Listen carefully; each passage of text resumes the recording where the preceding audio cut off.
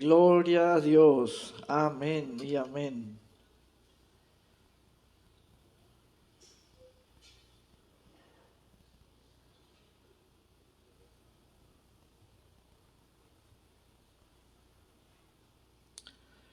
Aleluya.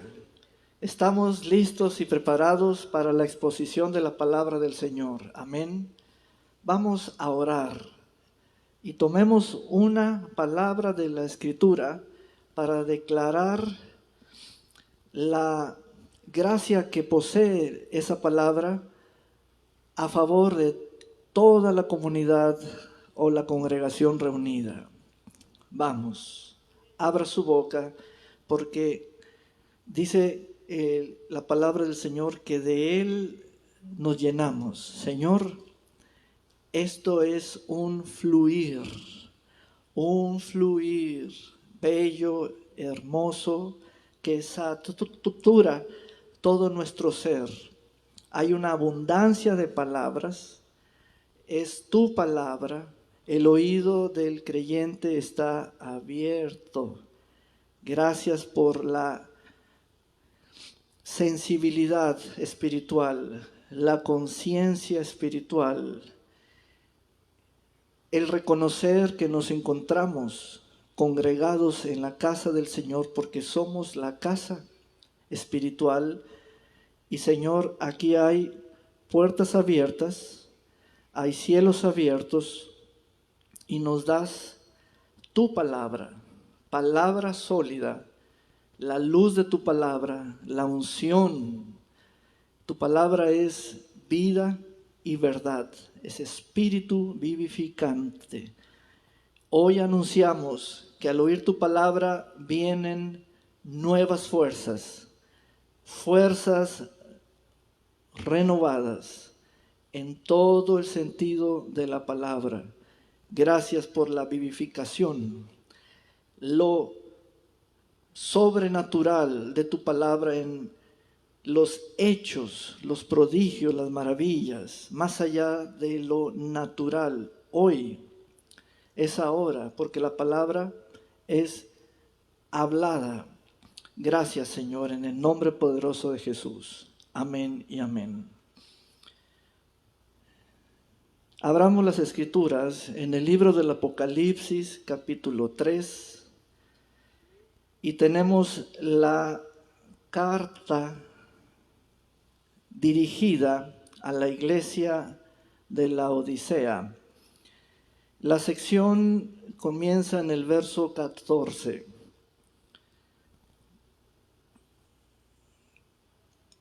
La primera lámina nos ayuda a contemplar verso por verso y así en ese orden estaremos exponiendo el texto bíblico. Amén.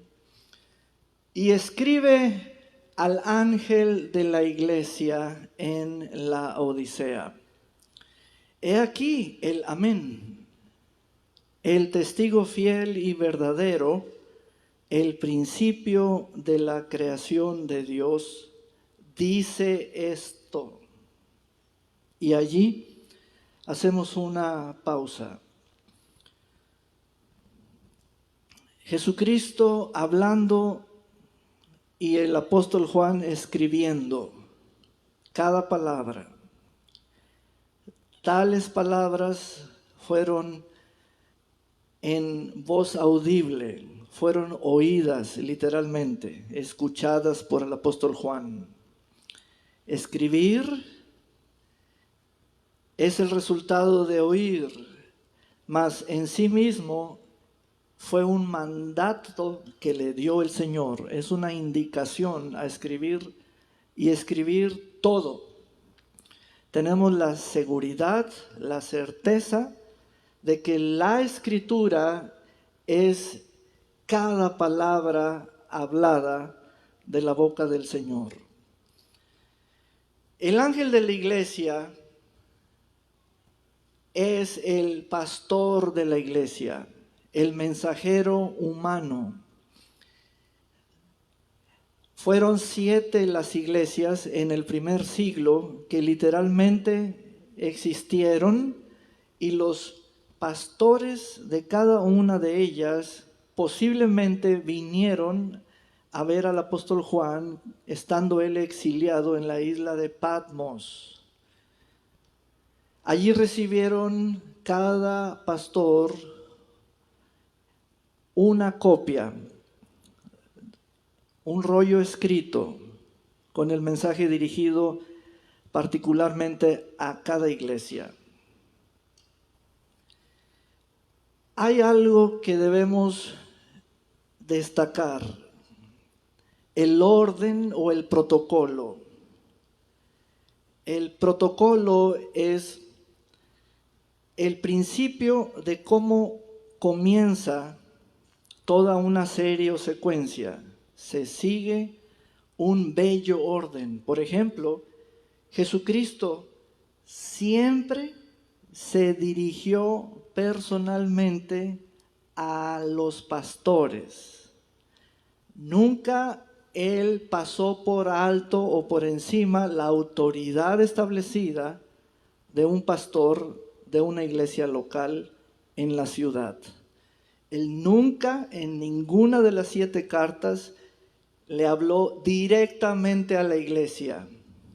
Él siempre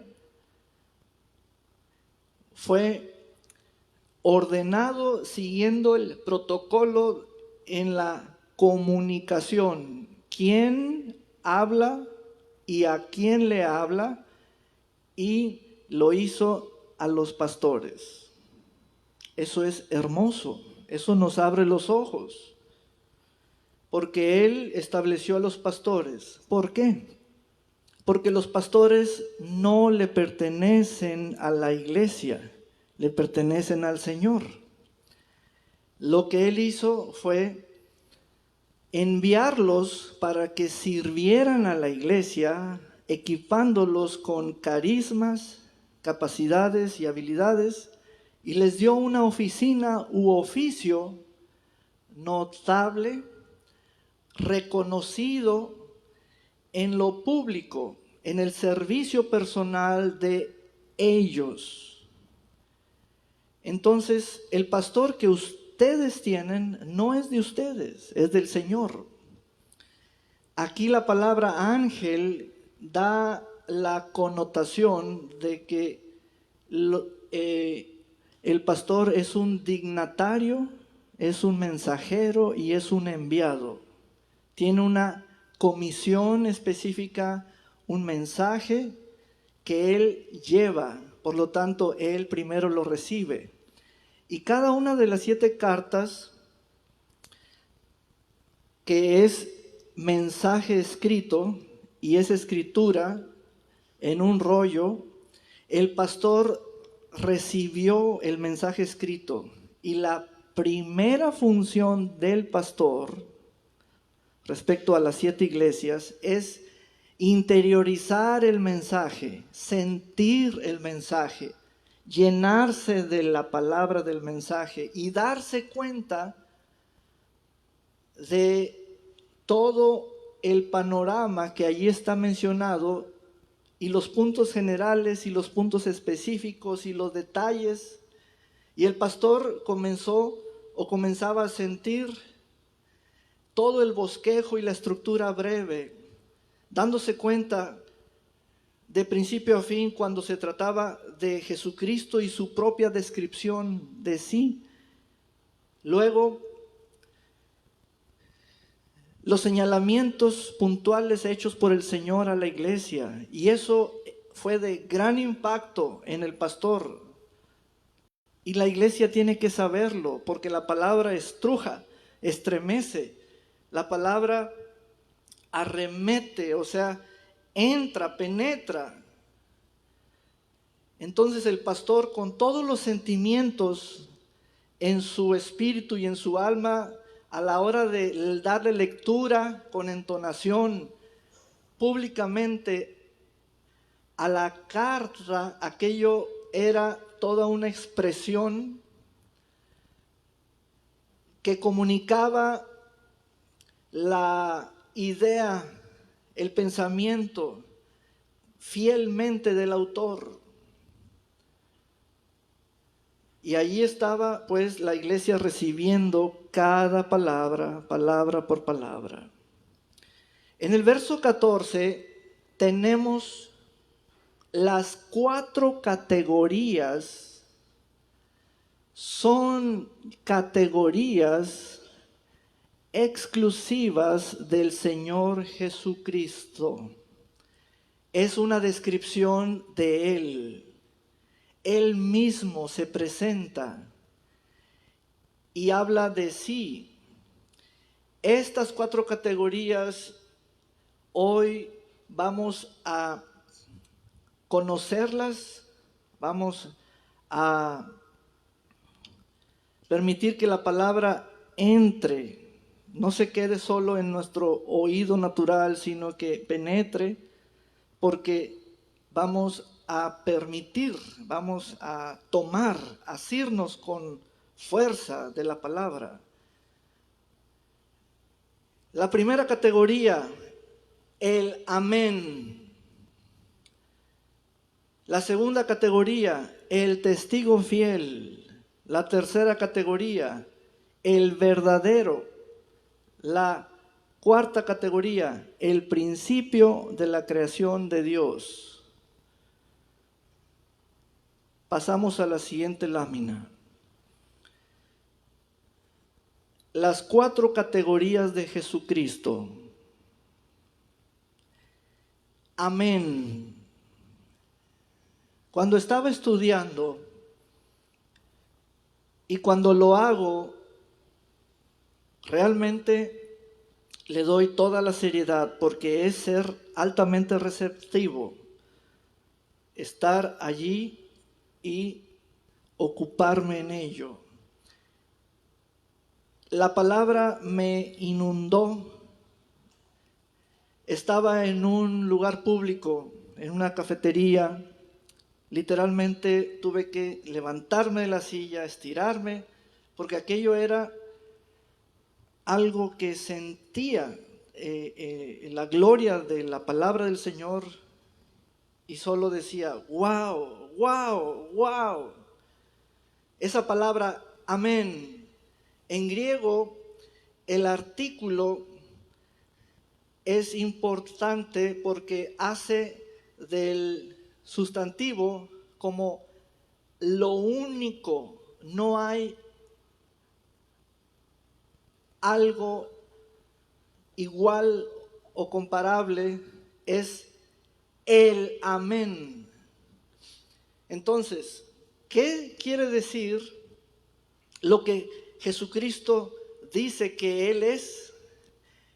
Él es la palabra final de todo. No hay otra palabra después de la suya. ¡Wow! Dije yo. Tantas palabras como un bagaje acumulado donde las relacionamos con una fuente. A veces la fuente ha quedado olvidada, solo nos acordamos de lo que nos dijo.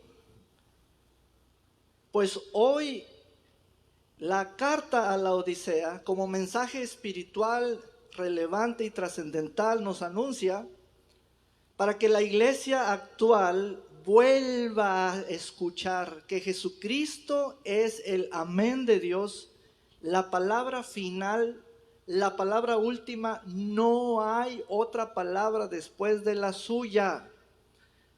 Tocante a, y comience usted a describir o a mencionar cuáles casos o asuntos, tópicos, temas, sanidad, porque somos buscadores de otra palabra y otra, pues la palabra amén no es una opinión o sugerencia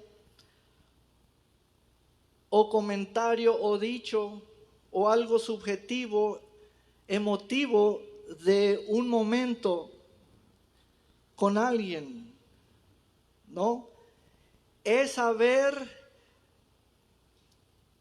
reconocido que es la persona del Señor Jesucristo y lo que Él diga es punto final. Es algo impresionante. Es algo que la Odisea representa la edad histórica de la iglesia a partir del año 1900 hasta la fecha actual.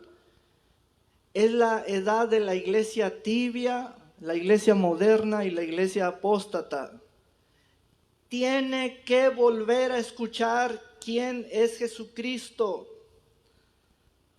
¿Quién es? Y la primera categoría es que Él es el amén de Dios o el Dios del amén. Ese término que lo usamos para concluir una oración o para asentir, así sea, etcétera. Y hoy el Señor está hablando con toda claridad, con su palabra y la palabra de la Escritura, porque Él es la palabra, a nosotros que traemos muchas palabras y no hallamos cuál es la palabra final sobre un caso, asunto, cuestión, debate, etcétera. Cuando Jesucristo le dijo a la iglesia de la Odisea, yo soy el amén, yo soy el amén. La iglesia estaba engreída, se había ensoberbecido, había cortado o entorpecido, pero era con ventaja, es decir, conscientemente e intencionalmente la comunicación, la relación con lo que Jesucristo es, con su espíritu, con su palabra, y habían creado un círculo cerrado de orgullo, ser autosuficientes. Y Jesucristo abre su mensaje diciéndole a la iglesia, yo soy la palabra final y no hay ninguna persona para que ni la busquen. No hay nadie más que hable después de lo que yo diga. La palabra amén es la postura definitiva, determinante, última. Eso estremece, porque nuestra mente piensa una cosa hoy, mañana otra cosa, duda de lo que leyó hoy, mañana lo pone en entredicho, se retracta, le dijeron algo y nuestra mente, dice Santiago, ustedes piensan a la par del bamboleo de las olas y quien piense así no recibirá cosa alguna del Señor, porque dudan y dicen que están creyendo. Dice Santiago, tener fe al estar pidiendo recibir, pidiendo sabiduría, tener fe es quedarse quieto, porque la comparación es que si ustedes se ven como el péndulo, izquierda, derecha, derecha, izquierda, o como las olas, la cresta arriba y luego abajo, cuando llega la respuesta del Señor, no están donde deben estar. Quédense quietos, eso es fe. No se muevan. Santiago nos abre los ojos. Dice el Señor, yo soy el amén. Entonces tenemos que investigar y a partir de hoy, en serio, ser escudriñadores de esa categoría. Luego, El testigo fiel, Él es el testigo fiel. Él es el único testigo legalmente permitido a declarar en un juicio. Nadie más está permitido. El juicio eterno, el juicio donde hay alguien que quiere debatir, quiere acusarte, quiere traer cosas del pasado, quiere aplicarte una ley que te condena, alguien que sabe de ti algo. ¿Quién nos podrá defender? Y dice el Señor Jesucristo, yo soy el testigo fiel. Soy el único permitido para presentarme en el juicio. El juicio. Otra categoría, soy el verdadero, soy el fiel a la verdad, íntegro. Soy la persona con absoluta integridad. No importa cuál sea el costo de decir la verdad.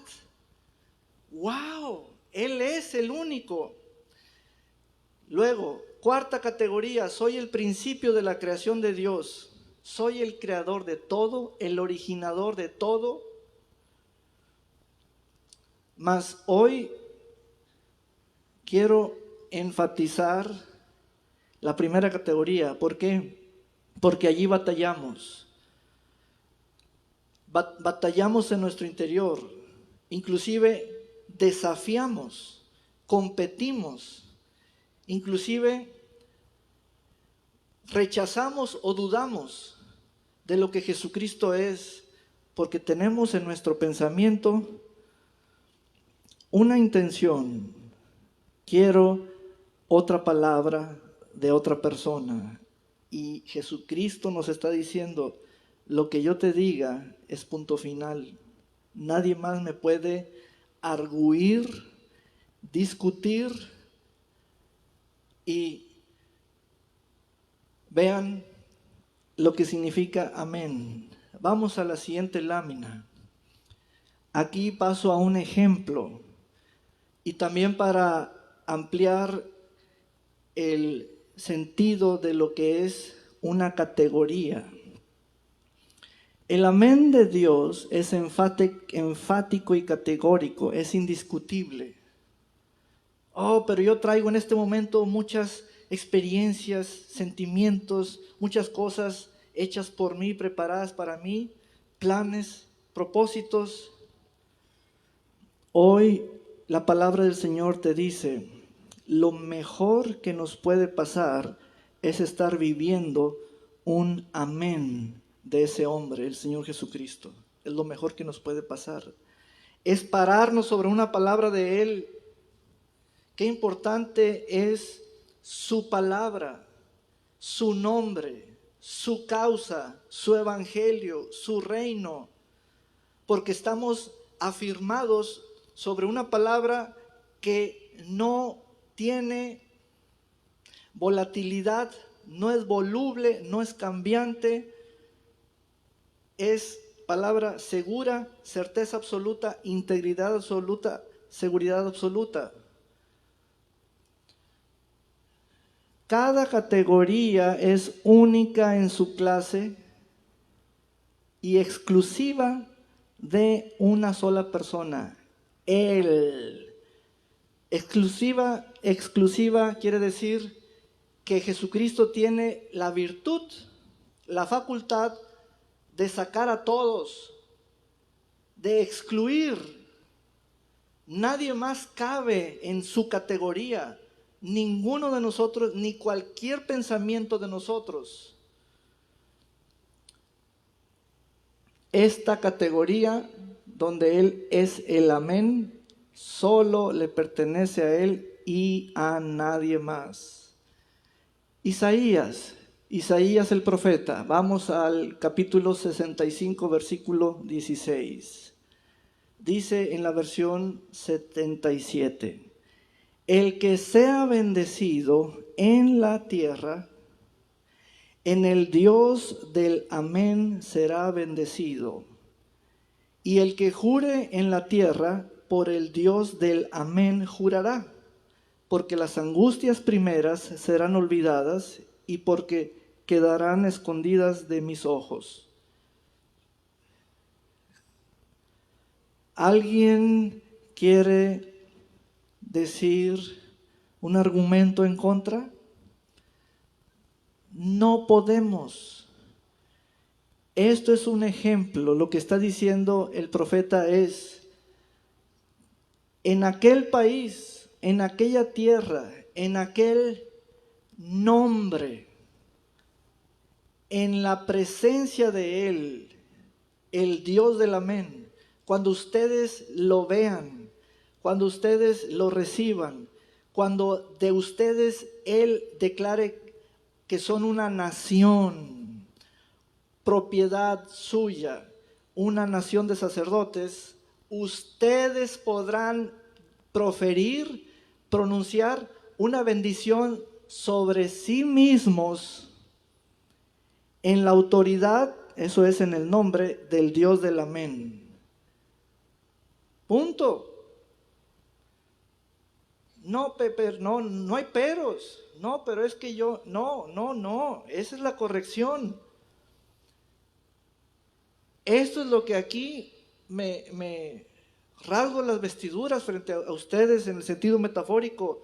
¿Qué no estamos entendiendo de lo que estamos leyendo? Él es el amén. No hay otra búsqueda de algo más. Él es la palabra final. Vivir en el amén corrige nuestro vocabulario. Ya no debemos andar con frases como lo que Dios diga, lo que Dios quiera, porque eso es decir que no hemos leído el texto, no tenemos revelación de lo que estamos leyendo, solo podemos decir lo que la Biblia dice que leí, pero no saber el mensaje que está escrito para nosotros. Jesucristo es claro porque hay una palabra hablada, palabra escrita, palabra revelada. En toda palabra de Jesucristo están involucrados el Padre, el Hijo y el Espíritu Santo. El Padre, la revelación. El Hijo, la sabiduría. El Espíritu Santo, la iluminación. En toda palabra. Entonces, Isaías profetizó, anunció de antemano, vendrá el día donde el amén de Dios lo conocerán y ustedes podrán declarar una bendición para ustedes mismos. Ustedes podrán usar el nombre del Señor para ustedes mismos. Pero en la Odisea, ellos habían interrumpido, habían desechado la comunión con el Señor. Entonces, pasamos a la siguiente lámina. Pero antes, vamos a leer el verso 15. Dice, yo conozco tus obras, que ni eres frío ni caliente. Ojalá fueses frío o caliente, pero por cuanto eres tibio y no frío ni caliente, te vomitaré de mi boca. Verso 17, porque tú dices, vean el orgullo, tú dices, yo soy rico y me he enriquecido y de ninguna cosa tengo necesidad.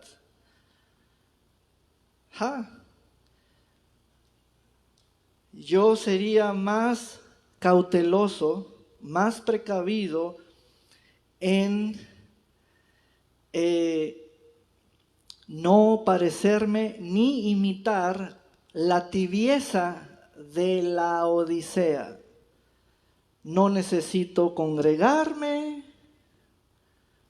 no necesito participar con mis hermanos, no necesito...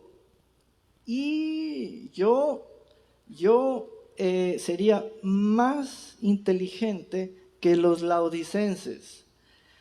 Ellos comenzaron a ser una comunidad de engreídos, autosuficientes.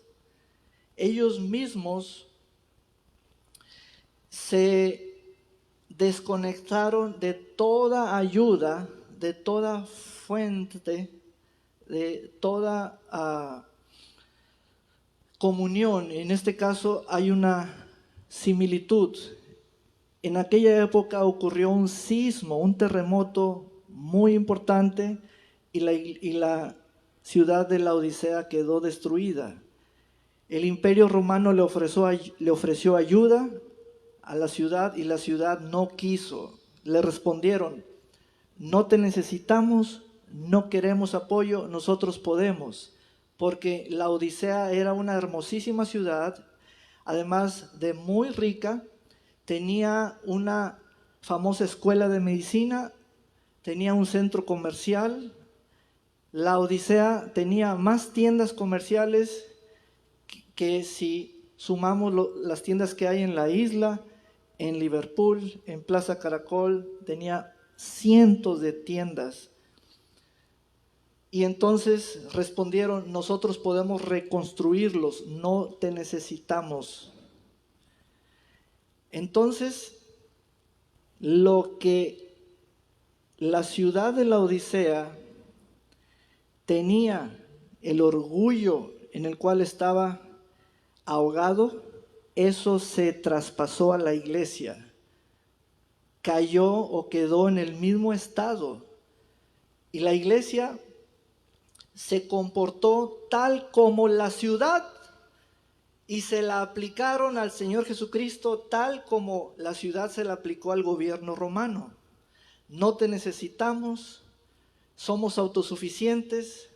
Y comenzaron a decir en su halago propio: soy rico, lo tenemos todo, de aquí agarramos para nuestras mejoras. Me he enriquecido, de ninguna cosa tengo necesidad. Cuidado, porque a eso Jesucristo le llama tibieza y eso le es repugnante, repulsivo, en una forma despectiva. Eso a él lo enferma al grado de causarle vómito. Esa palabra "te vomitaré", cual frase, significa que si lo hago delante de ustedes es que tome un sorbo de agua y al sentir la tibieza del agua, mi boca lo arroje, la expulse. No lo voy a hacer, pero eso es escupir o vomitar o sacar el agua.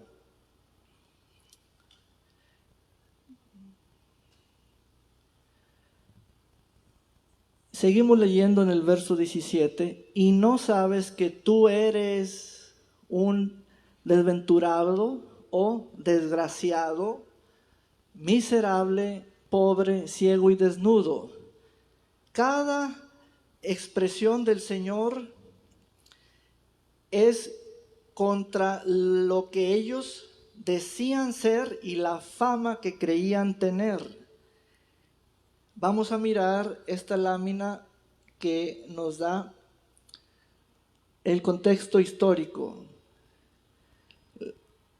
La Odisea significa derechos del pueblo, la justicia del pueblo. El pueblo genera sus propios derechos, el pueblo se sirve, el poder es del pueblo. El pueblo hace sus propios juicios, el pueblo. Y la Odisea me recuerda al pueblo de México, etc. La ciudad fue una de las más ricas de Asia Menor, famosa por su industria textil y bancaria. La ciudad acuñaba sus propias monedas, tenía su propio centro bancario. Se les iba subiendo el orgullo. Tenemos esto, tenemos esto, tenemos esto. Refinamos nuestro propio oro, acuñamos nuestras propias monedas. En cada moneda está la efigie o la imagen de nuestro propio Dios. La Odisea significaba la ciudad de Zeus, pero Antíoco II le puso la Odisea en honor al nombre de su esposa, Laodice. Vendía una muy reconocida pomada para los ojos por su afamada escuela de medicina, pero Jesucristo les dijo, están ciegos. Producían una lana por su industria textil, lana negra, y Jesucristo les dijo, están desnudos. Ellos tenían sus propias monedas y Jesucristo les dijo, son pobres. ¿Se fijan en eso?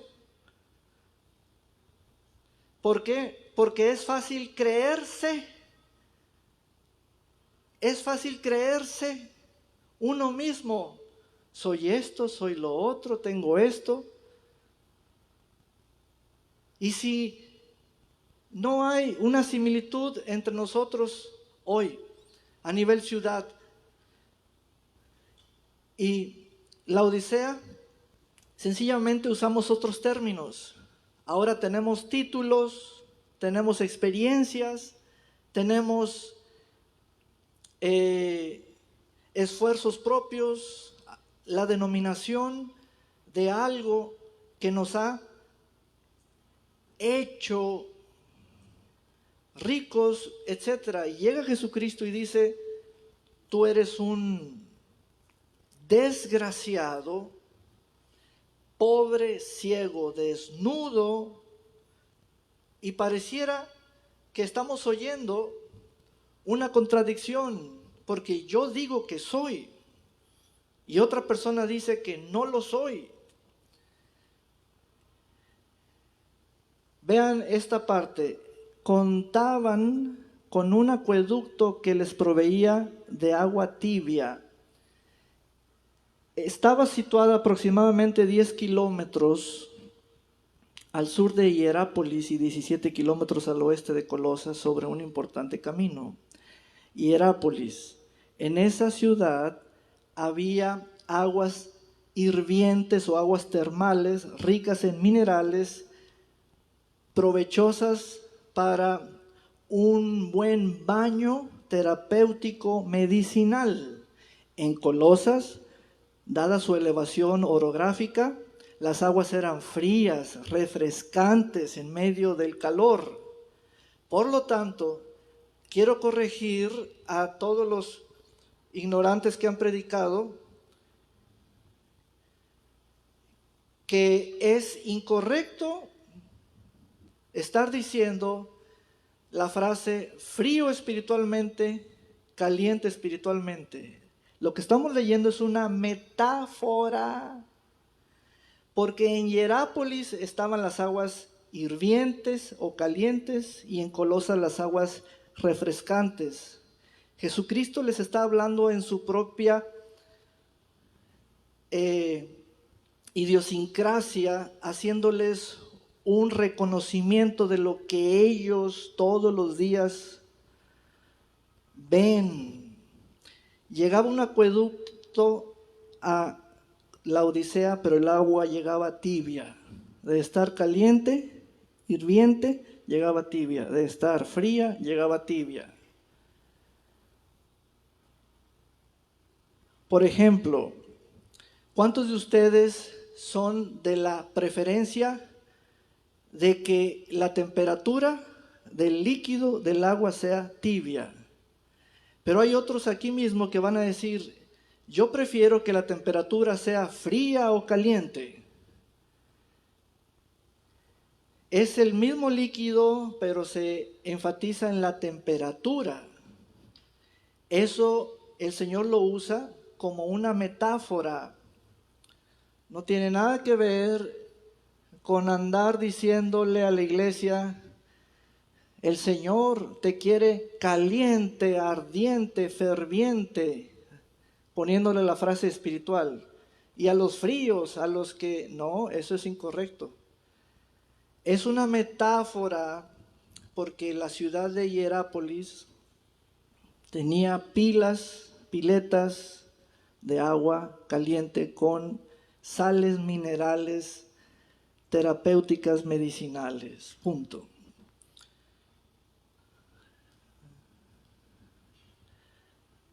Verso 18. Por tanto,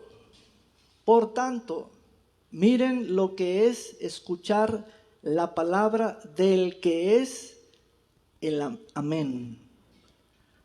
Cuando Él dice algo, es lo definitivo, es indiscutible, invariable, innegociable, tal y cual Él marca el orden, en el orden de las frases y las ideas, en la concatenación, lo que dice primero y lo que se deriva, es bellísimo eso. Vean el pensamiento de Él.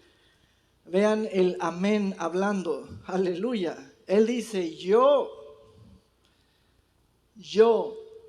en la belleza de mis 4 categorías que al principio te dije, yo, el amén de Dios. Y lo primero que suelta el Señor es el consejo. Tremendo eso. Yo te aconsejo, yo te voy a dar el consejo que de mí compres oro refinado en fuego para que seas rico. Consejo para que seas rico de mí. Si no soy yo, si no es de mí, no te llames rico. Llámate como te estoy reprendiendo. Pobre. Esto está revolucionando todo nuestro esquema de pensamientos. ¿Por qué? Porque la Odisea representa a la iglesia que piensa de sí misma, por sí misma, y la fe la privatiza para que sea personalizada,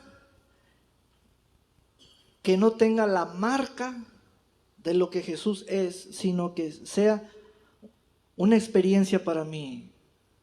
Ya ni hallo ni cómo hablar de eso porque simplemente se ve.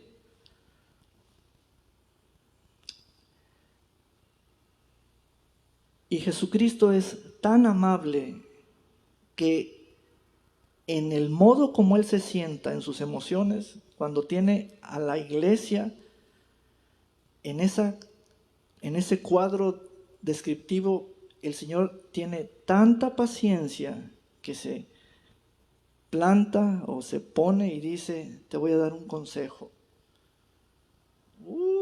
Pero uno percibe como que Él quiere arremeter, pero Él es muy caballero y sabe hablar y dice, te voy a dar un consejo.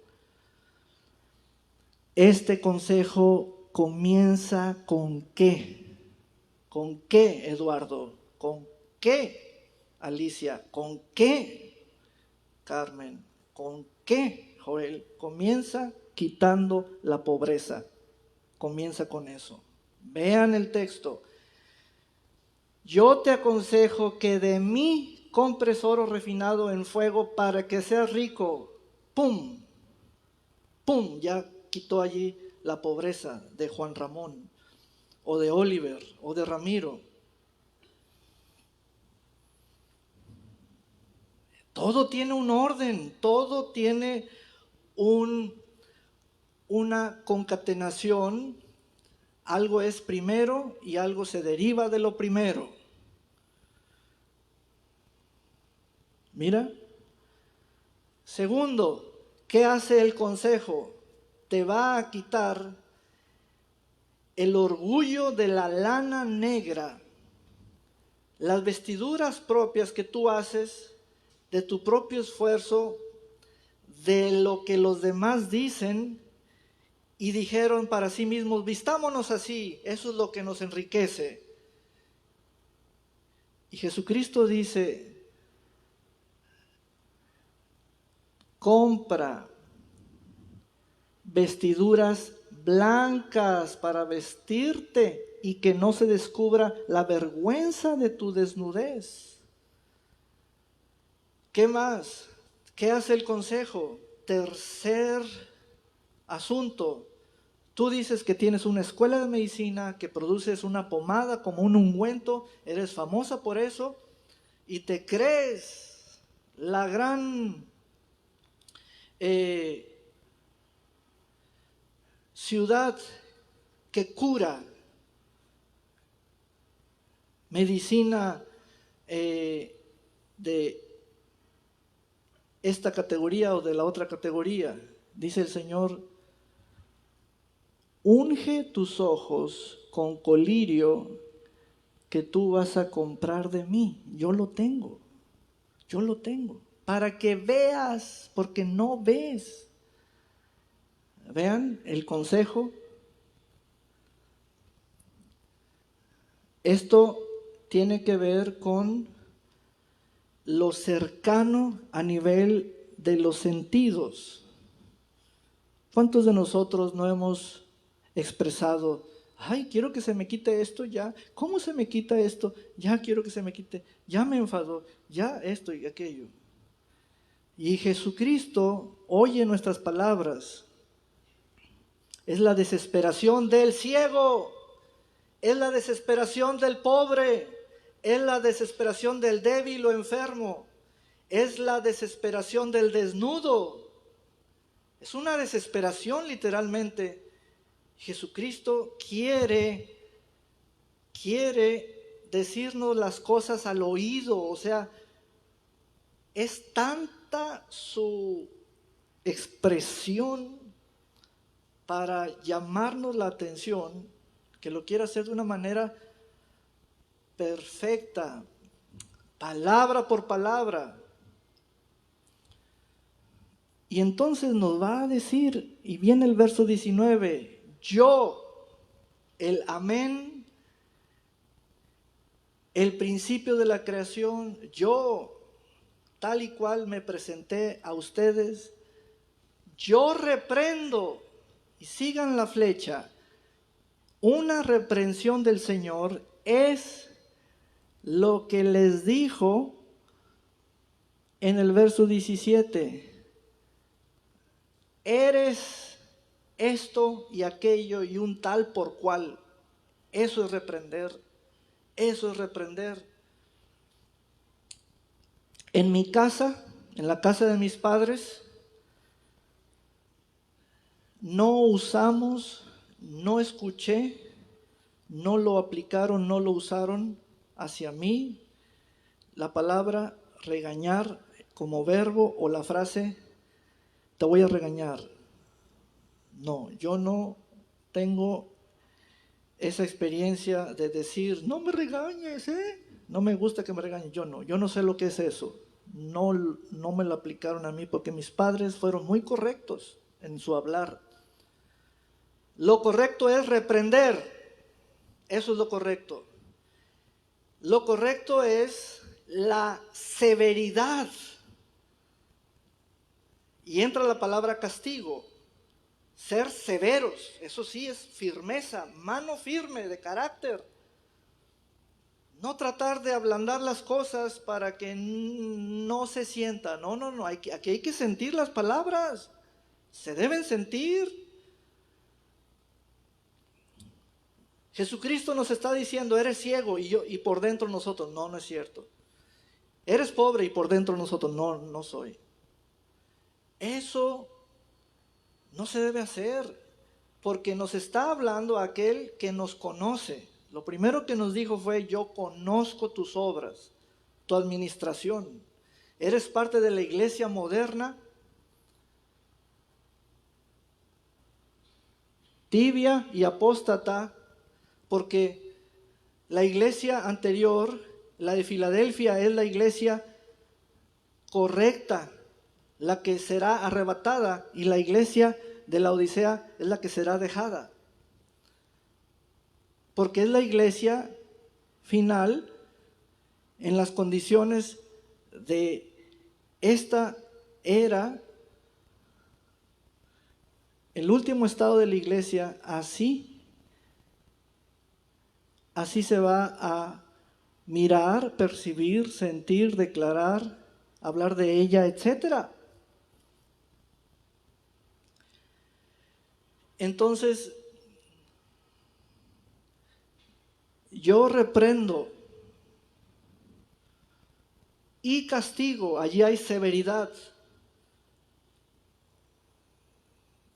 No, a mí nadie me puede poner la mano.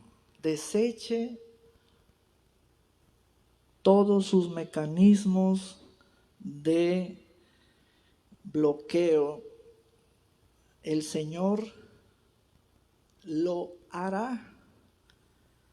Usted no puede autoprotegerse de una palabra del Señor. Volvemos al punto. ¿Qué no entiende de la palabra amén? Cuando Él dice algo, Él lo va a hacer. Él es la última palabra. Y si le hacemos una marcha, un bloqueo, una caravana, Él no cambia. Él no cambia. Su gobierno es sobre su palabra. Él no cambia. Cuando o mientras tanto que sus nombres no cambien, no cambia su palabra. Punto. Aunque usted ponga intercesores, aunque usted vaya a conferencias de profetas o de apóstoles y le den allí pan enmielado, no cambia el Señor. No cambia el Señor. Entonces dice, a todos los que amo, yo reprendo y castigo a todos los que amo. Eso nos da esperanza, porque lo que le dice a la iglesia es, te sigo amando. Te sigo amando, y por eso mi amor es una expresión de rescate. Y entonces, después de la severidad, viene la exhortación. Sé, pues, celoso y arrepiéntete. Una pregunta. ¿Cuándo cesará el procedimiento de ser reprendido y castigado en el tenor de una disciplina severa y estricta? ¿Cuándo concluye eso? Concluye cuando uno se arrepiente. Punto. Es que nos interesa saber el final. ¿Cuándo? Cuando uno se arrepiente. Pero el Señor pide algo. Sé celoso, apasionado de mí. Apasionado de mí. Celoso. Y celoso no significa lo que yo vi durante mis primeros años en la ciudad, en las comunidades de los hermanos.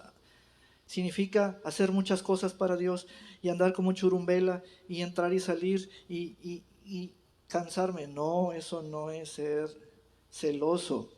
Significa la pasión, el deseo extravagante por Él. Una cosa que no cabe en ti. Y entonces comienza el Señor a mirar eso. Y luego el arrepentimiento. Porque cuando hay arrepentimiento, hay un cambio en la disposición mental. Es decir, cambio en la manera de pensar. Y al cambiar, mi manera de pensar, cambian mis sentimientos, mis expresiones, mis emociones. Desecho todo lo que no pertenece al celo por el Señor. Ahora vean la siguiente lámina. Después de arrepentirme, usted no puede decir, voy a hacer como el que me arrepentí. A ver, voy a hacer como el que me arrepentí. Lagrimita de cocodrilo, lagrimita de borrego, chillidos de marrano, balidos de chivo horcado, lo que sea. No. Cuídese mucho de eso. Usted no le ande haciendo al cuento de que se arrepintió y no se arrepintió. Porque el verso 20 es después de arrepentirme. Después de arrepentirme. Después de que ya entró el consejo en mí. Después de que tengo las marcas del amor que me reprendió y fue severo, pero me regresó el celo, genuinamente el celo por su casa, por él, por su amor. Entonces, miren el gran llamamiento final que le hace Jesucristo a la iglesia. He aquí yo estoy a la puerta y llamo. Llamamiento final. Pero entre Jesucristo y la iglesia hay una puerta cerrada. Eso no debería ser. ¿Cuántos de ustedes, siendo matrimonio, cada quien vive en cuartos separados? Hay una puerta cerrada. ¿Dónde está la comunión, la comunicación, la convivencia,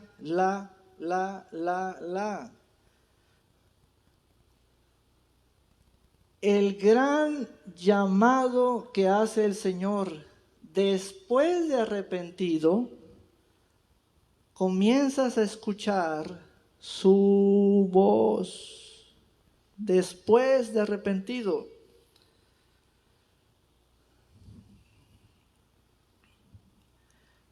Este versículo, capítulo 3, verso 20, ha sido sacado de su contexto. Hoy quiero corregir a todos los predicadores y letrados e ignorantes del texto. Este versículo no es para los perdidos, es para la iglesia. Este versículo no se debe usar para la evangelización, no, esto es para la iglesia. A un perdido no lo reprendes, no lo castigas, no lo aconsejas. A un perdido le predicas el evangelio, a la iglesia sí. Entonces nunca más anden usando este versículo fuera de su contexto. El ruego insistente de su voz, mientras tanto que él está tocando la puerta. ¡Abre! Oscar, abre la puerta, soy yo. Juan José, soy yo. Odette, soy yo. Gerardo, soy yo.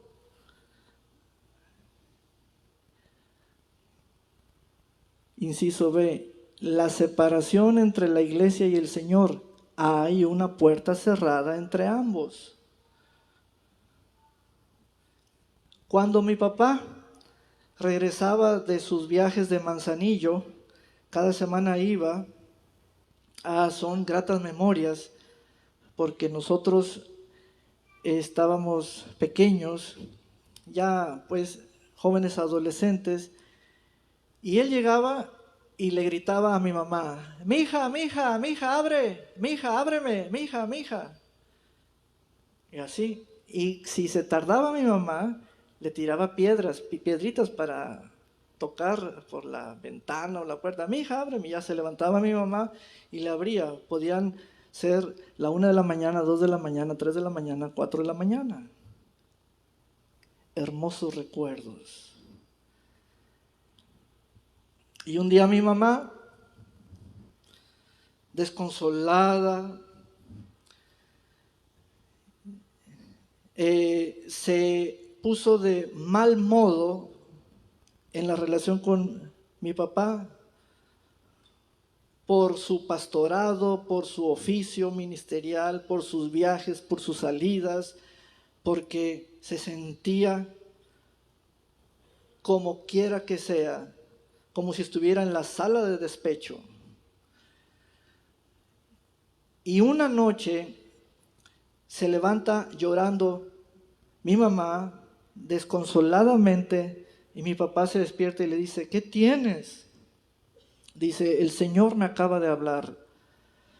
Me dijo, el hombre con quien duermes antes de ser tu esposo es mi siervo.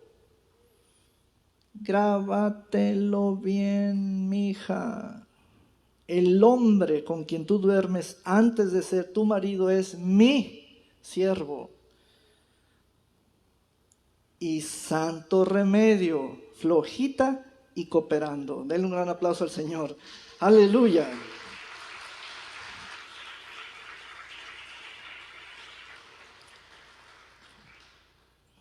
¿Notaron el celo que nos tiene el Señor?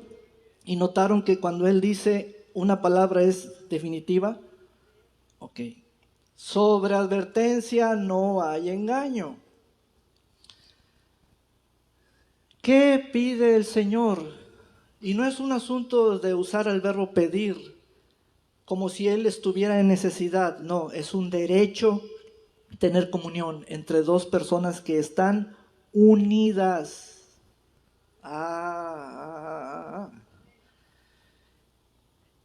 El problema no era reunir a dos desunidos, no. El problema consistía en la falta de comunión por parte de los unidos, porque ahora hay una puerta cerrada que no permite que estén del mismo lado.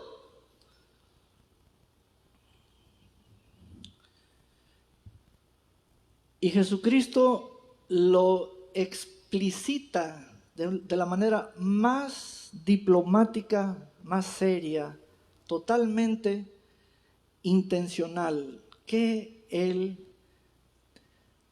dice es que esto es recíproco. Y aquí lo pone, miren tan hermoso que es nuestro Señor. Si alguno oye mi voz y abre, esta es, escucha, profesor amado, es la única puerta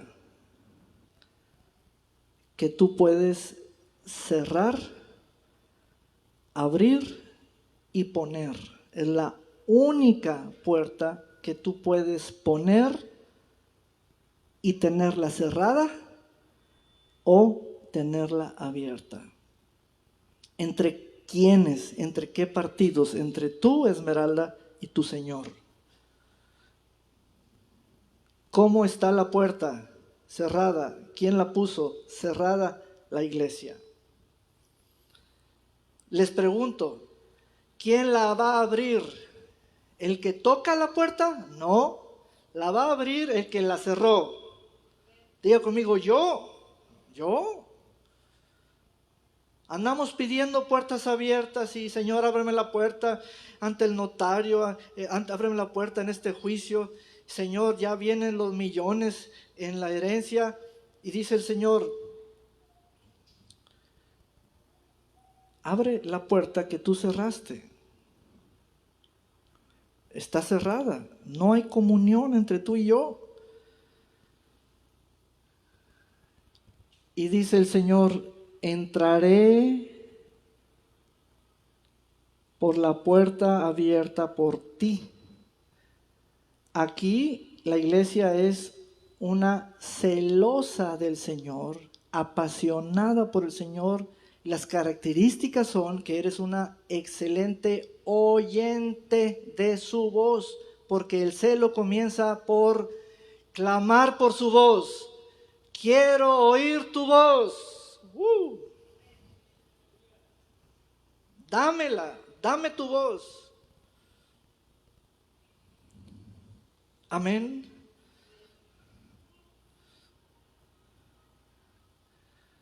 Y dice, entraré, vean la actitud del Señor, a Él y cenaré con Él y Él conmigo. Esta es la cena de gala donde el Señor va a decir, permítame servirte. Te preparé pavo navideño. Vamos a sentarnos y vean lo que ocurre en una mesa preparada.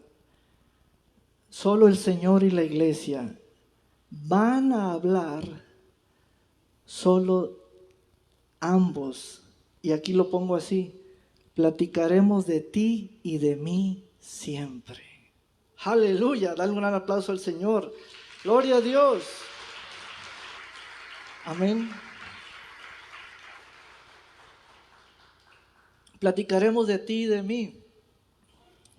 Oiga, no vamos a ser tan imprudentes ante el Señor para platicar de alguien más, ¿verdad que no? Es que fíjate que mi hijo, es que fíjate que mi nuera, es que fíjate que mi otro hijo, es que fíjate, no. Ante el Señor solo se platica de usted, de suyo. Señor, yo te quiero decir esto, de mí. Y el Señor le va a platicar de Él mismo. Y se hace una noche tan interesante, tan rica, porque el Señor satisface todas las áreas. Hay cena y hay voz. Hay cena y hay voz. Hay quietud. Donde hay quietud hay confianza. Amén.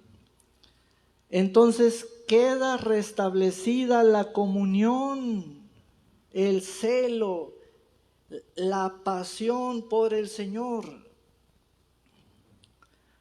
Y la iglesia arrepentida es la que tiene este encuentro con el Señor. Este encuentro con el Señor. Amén. Bendito sea el Señor. Verso 21. Al que venciere le daré que se siente conmigo en mi trono, así como yo he vencido y me he sentado con mi Padre en su trono. Finalmente, el que tiene oído, oiga lo que el Espíritu dice a las iglesias. Diga conmigo, estoy oyendo. Amén. Esta es la palabra del Señor. Vamos a ponernos de pie. Aleluya. Gloria a Dios.